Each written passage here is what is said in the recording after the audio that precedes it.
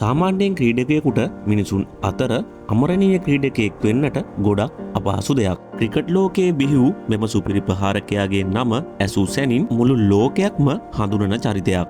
මහත්වරුන්ගේ ක්‍රීඩාවේ බිහි වූ මේ නිහතමානී ක්‍රීඩකයා අන් කවුරුත් නෙමෙයි මුළු ලොවක්ම ආදරය කරන ක්‍රිස් ගේල්. ඉතාමත් විනෝදකාමී ක්‍රීඩකයෙක් වන ගේල් ක්‍රීඩා පිටියේ නිවුණු ඕනෑම වෙලාවක hina වෙලා ඉන්න වගේම දස්කම් වලින් පරිපූර්ණ වූ ක්‍රීඩකයෙක්. ක්‍රිකට් ක්‍රීඩාවේ බොහෝ පන්දු යවන්නන් පවසන්නේ ඔවුන්ට හමු ප්‍රිතිකරුවා ගේල් බවයි. ඔහුගේ කුඩා පැල්පතක සිට අසීමිතව සැප සම්පත් ලබන තත්වයකට පත් වුණ කතාව ඔබ අසා තිබෙනවාද? එසේනම් යාළුවනේ 1000ක් දේවල් තුලින් අද අපි කතා කරන්න බලාපොරොත්තු වෙන්නේ මේ සොඳුරු මිනිසාගේ ජීවිත කතාව පිළිබඳවයි.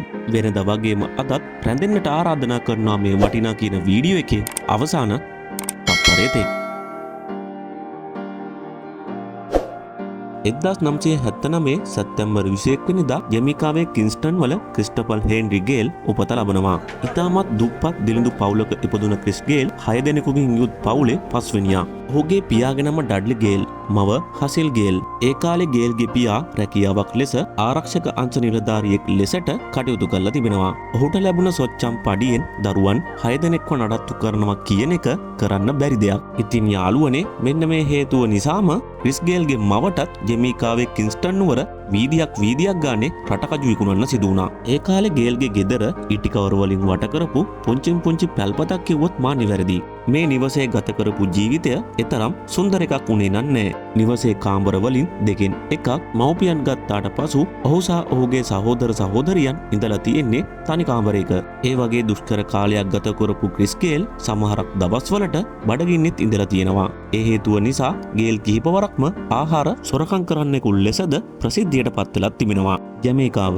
ජමයිකාව කියන්නේ දුප්පත් ආර්ථික වර්ධන වේගය ඉතාමත්ම අඩු රටක්. නමුත් යාළුවනේ ක්‍රිකට් කියන්නේ ඒ රටේ ගොඩක් ජනප්‍රිය ක්‍රීඩාවක්. කුඩා ළමුන් කෝටු කෑලි ලෑලි එකතු කරමින් වීදියක් ගානේ හවසට ක්‍රිකට් සෙල්ලම් කිරීම ජමයිකාවේ පුරුද්දක් වෙලා තිබෙනවා. එක දවසක් ආධාර අරන් පැමිණි සහන කණ්ඩායමකට දැක ගැනීමට පුළුවන්කමක් වෙලා තිබෙනවා ගේල් සහ ඔහුගේ යාළුවන් වීදියක ක්‍රිකට් ගසන ආකාරය.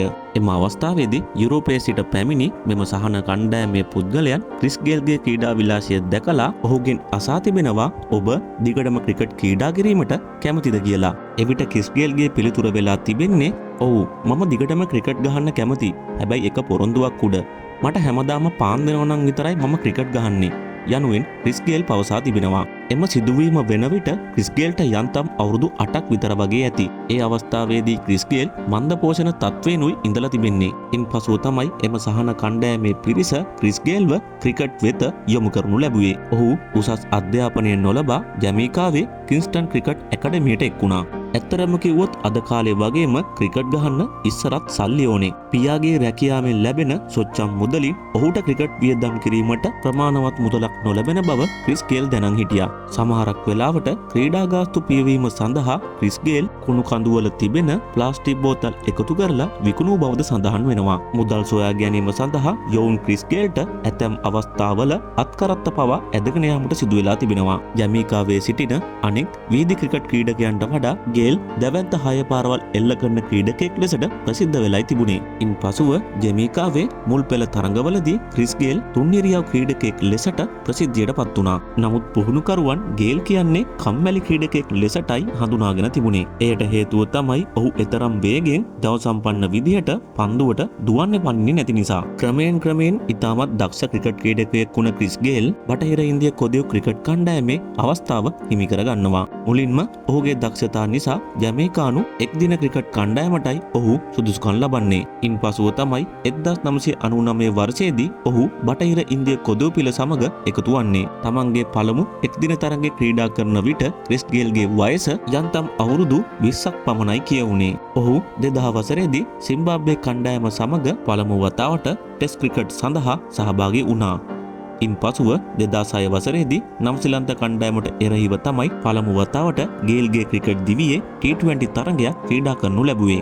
එදා සිට අද දක්වා ක්‍රිස් ගේල්ගේ නමින් වාර්තා රැසක් තිබෙනවා. ක්‍රිස් ගේල් කියන්නේ බටහිර ඉන්දිය කොදෙව් කණ්ඩායම වෙනුවෙන් වැඩිම එක්දින ලකුණු සංඛ්‍යාවක් රැස් කළ ක්‍රීඩකයා වගේම වැඩිම තරඟ සංඛ්‍යාවක් සඳහා සහභාගී වුණ ක්‍රීඩකයාද වනවා. ඔහු බටහිර ඉන්දිය කොදෙව් කණ්ඩෑම වෙනුවෙන් එක්දින තරඟ 301ක් ක්‍රීඩා කරලා තිබෙනවා. 20යි තරඟයක පළමු ශතකය වාර්තා කළ ක්‍රීඩකයා වශයෙන් උත් ක්‍රිස් ගේල් ඉතිහාසයට එක් වෙලා තිබෙනවා. ඔහු මේ වාර්තා කරේ 2007 20යි ලෝක කුසලානේ ආරම්භක තරඟයේදී දකුණු අප්‍රිකාවට එරෙහිව පන්දු 57කින් වේගවත් ලකුණු 117ක් රැස් කරා. ලෝක කුසලානයක් තුළ පළමු වතාවට ද්විත්ව ශතකයක් වාර්තා කිරීමේ වාර්තාව තිබෙන්නේ ක්‍රිස් ගේල්ටයි. ඒ සිම්බාබ්වේ කණ්ඩායමට එරෙහිව වේගවත් ලකුණු 215ක් ලබා ගනිමින් ඒ වගේම තමයි ටෙස්ට් ක්‍රිකට් තරඟයකදී ලකුණු 300 වාර්තාව දෙවරක් ලබා ගැනීමට ක්‍රිස් ගේල් සමත් වෙලා තිබෙනවා. ඒ අනුව ටෙස්ට් ක්‍රිකට් තරඟයකදී ලකුණු 300ක්, එක්දින තරඟයකදී ලකුණු 200ක්, T20 තරඟයකදී ලකුණු 100ක් වාර්තා කර ලොව එකම පිතිකරුවා බවට පත්වන්නේ මේ ක්‍රිස් ගේල් තමයි. ටෙස්ට් ක්‍රිකට් තරඟයකදී පළමු පන්දුවෙන් 6 පාරක් ලබා ගැනීමේ වාර්තාවද ක්‍රිස් ගේල් සතුව තිබෙනවා. තවද 2004 ටෙස්ට් ක්‍රිකට් තරඟයකදී මැතිව් හෝකාඩ්ගේ පන්දු වාරයක් තුල 4 පාර 6ක් ලබාගත් පළමු පිතිකරුවා වීමට ගේල් සමත් වුණා. ගේල් 2014 දී ටෙස්ට් පිටියෙන් සමුගත්තා. ඒ වගේම 2019 වර්ෂයේදී එක්දින පිටියෙන් සමුගත්තා.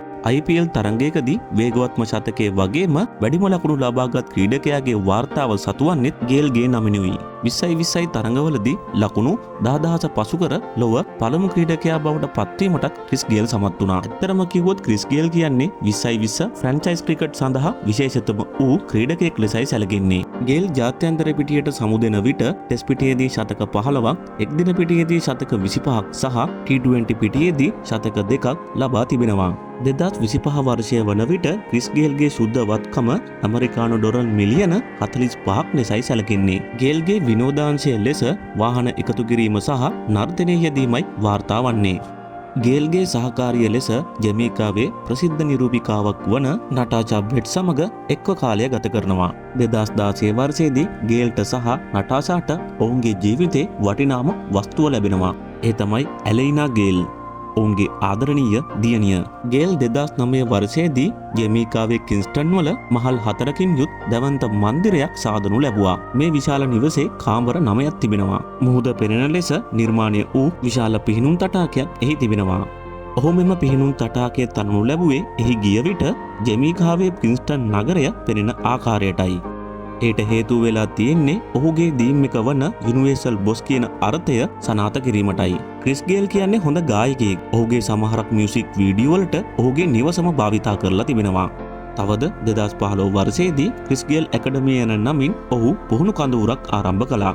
ඒ හරහා ජමේකාවේ සිටින අඩු ආදායම්ලාභී දක්ෂ ක්‍රිකට් ක්‍රීඩකයන්ට අවස්ථාවක් සලසා දුන්නා. 2025 වර්ෂය වන විටත් ජමේකාවේ සිටින කුඩා ළමුන් මොහුගේ මෙම ක්‍රිකට් ඇකඩමියේ පහසුකම් ලබමින් සිටිනවා. මීටත් අමතරව ජමේකාවේ කින්ස්ටන් නගරයේ සිටින දිළිඳු පවුල්වලට ඔහුගේ පෞද්ගලික ධනයෙන් ආධාර උපකාර කරන බවද සඳහන් වනවා. ඉතින් යාළුවනේ ක්‍රිස් ගේල් එහෙමත් නැත්නම් ක්‍රිස්ටොෆර් හේන්රි ගේල් නොහොත් යුනිවර්සල් බොස් කියන්නේ ක්‍රිකට් ක්‍රීඩාවට බිහි අති දක්ෂ ක්‍රිකට් ක්‍රීඩකයෙක්. ගේල් 2021 වර්ෂයේදී ක්‍රිකට් ක්‍රීඩාවට සම්පූර්ණයෙන්ම සමුදෙන්න තීරණය කළා. නමුත් ඔහුගේ විනෝදකාමී ජීවිතය සහ ඔහුගේ ගායන හැකියාව තුලින් අපට ඔහුව දැක ගන්න පුළුවන්කමක් තිබෙනවා. ඉතින් යාළුවනේ අද මම ඔබෙන් සමුගන්නවා.